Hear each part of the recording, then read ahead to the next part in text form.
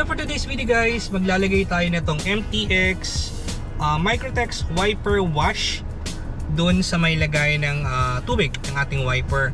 And gusto ko matry kung gaano ba siya kaganda. So guys, kung bago rin sa channel ko, napadaan sa channel ko, don't forget to click like, share, subscribe. Click mo na yung bell para lagi update sa mga videos ko. So yun nga guys, no, susubukan natin tong MTX Microtex wiper wash.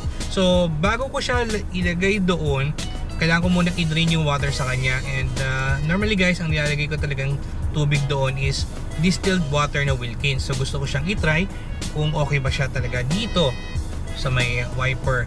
And kung maganda ba talaga. So yun guys, tara lagay natin tong wiper wash, kung maganda ba talaga to. And hindi kasi guys ako gumagamit ng tubig sa gripo, kasi normally pag umaraw tapos nasigatan tong windshield is magkakaroon siya ng bubbles guys, yung parang acid rain, yung mga ganon, not bubble, sorry. So acid rain, parang mahirap siya tanggalin. So gusto ko siyang ilagay itong bagong wiper wash kasi ngayon ko lang talaga ito magagamit, or ngayon ko lang siya gagamitin dito sa sasakyan.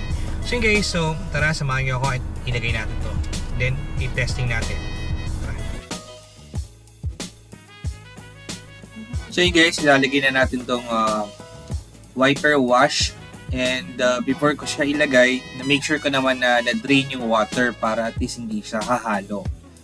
Then 2 liters nga pala to guys ang binili ko, para gusto ko lang makita or ma-check kung gaano ba siya kaganda sa windshield. Then kung okay naman siya, baka next time ito na lang ulit yung ilalagay ko dito instead na distilled water na Wilkins. But for the meantime, gusto ko nga siya ma-check or ma-try kung gaano nga siya kaganda sa windshield.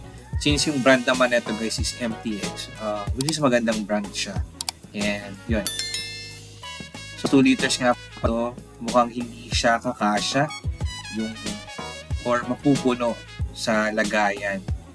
So yun, tingnan na lang natin guys. So yun guys, nilagay ko na yung wiper wash ng MTX Microtex doon sa may lagayan ng tubig sa wiper. And ayun guys, and I hope you like this video. And kung bago mo sa channel ko, napadaan sa channel ko, don't forget to click like, share, subscribe. Click mo na yung bell para lagi update sa mga videos ko. Thank you for watching. See you in the next vlog. Bye!